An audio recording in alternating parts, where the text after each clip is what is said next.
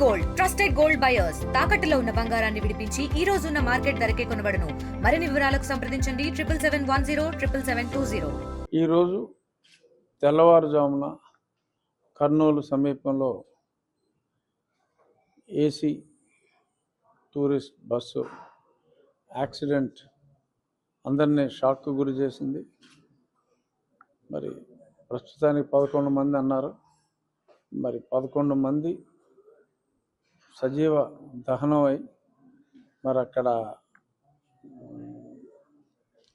అస్థిపంజరమే ఉంది అంటే ఎవరికి కూడా అటువంటి కష్టం ఎవరికి రాకూడదు. ఆ కుటుంబీకులు అందరికీ కూడా నా ప్రగాఢ సానుభూతి తెలియచేస్తూ ఇటువంటి ప్రమాదాలు జరగకుండా అంటే ఒక యాక్సిడెంట్ అయ్యి మోటార్ సైకిల్ గుద్దిన తర్వాత 300 మీటర్లు వెళ్ళి వచ్చిన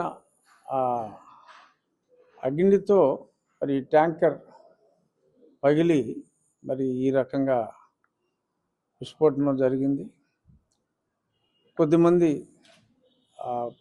మిత్రులతో నేను మాట్లాడినప్పుడు ఈ ట్యాంక్ పొజిషన్ అన్నదే కొంచెం గవర్నమెంట్ ఆఫ్ ఇండియా గైడ్లైన్స్ మార్చి ఆ ట్యాంక్ పొజిషన్ని వేరే చోట పెడితే ఇటువంటి ప్రమాదాలు అరికట్టవచ్చు అని అన్నారు. అంటే సాధ్యాలు నాకు అంతగా అవగాహన లేకపోయినప్పటికీ మరి ఇటువంటి ప్రమాదాలు జరిగిన తర్వాత దీని నుంచి ఒక పాఠంగా తీసుకుని ఇటువంటి ప్రమాదాలు నివారించాలి అంటే ఏమి చేయాలి అనే దాని మీద national highway authorities, state road safety authorities కలిసి చర్చించి దీని మీద తగు చర్యలు తీసుకుంటే చాలా బాగుంటుంది అనేది నా అభిప్రాయం.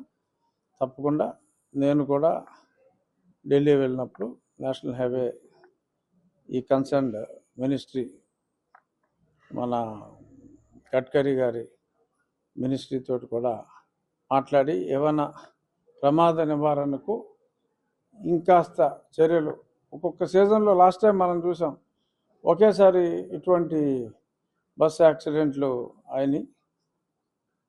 అలాగే నిన్న కాళహస్తి దగ్గర కూడా ఒకటి అయింది. లక్కీగా ఎవరికి ఏమీ జరగలేదు, కానీ అక్కడ కూడా బస్సు తగలబడుతూ అయింది. ఎలక్ట్రిక్ బస్సుల్లో కూడా ఒకసారి ఇటువంటి ప్రమాదాలు జరుగుతున్నాయి. ఇటువంటి ప్రమాదాల నివారణకు మ్యాక్సిమం ప్రయత్నం అయితే చేయాలి.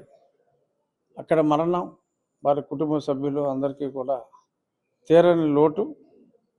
మరొక్కసారి వారి ఆత్మశాంతికై అందరూ ప్రార్థించాలని చెప్పి మనస్ఫూర్తిగా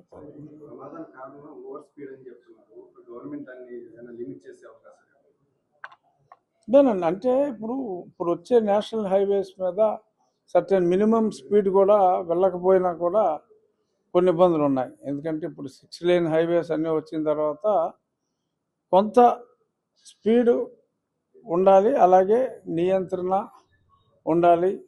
ఇప్పుడు ఫ్లైట్ పైలట్స్కి 8 గంటల తర్వాత కంపల్సరీగా రెస్ట్ ఉండాలి. అలాగా అటువంటి ప్రమాణాలన్నీ కూడా ఈ ఆర్టీసీ డ్రైవర్లు కానీ ఈ ప్రైవేట్ బస్సు డ్రైవర్లకు కానీ కంపల్సరీగా మెయింటైన్ చేయాలి. 8 గంటల తర్వాత కంపల్సరీగా రెస్ట్ ఇవ్వటం, ఆ బస్సులోనే వాళ్ళు పడుకోవటానికి కంపల్సరీగా ఫెసిలిటీ క్రియేట్ చేయటం, సెకండ్ డ్రైవర్ ఉండటం అనేది చాలా స్ట్రిక్ట్గా ఇంప్లిమెంట్ చేస్తే చాలా వరకు ఇటువంటి ప్రమాదాలను అరికట్టవచ్చు. విమానం నడిపి పైలట్ అయినా ఇదైనా తేడా ఏమీ లేదు. కంపల్సరీగా 8 గంటలు పనిచేసిన తర్వాత రెస్ట్ అన్నది చాలా అవసరం.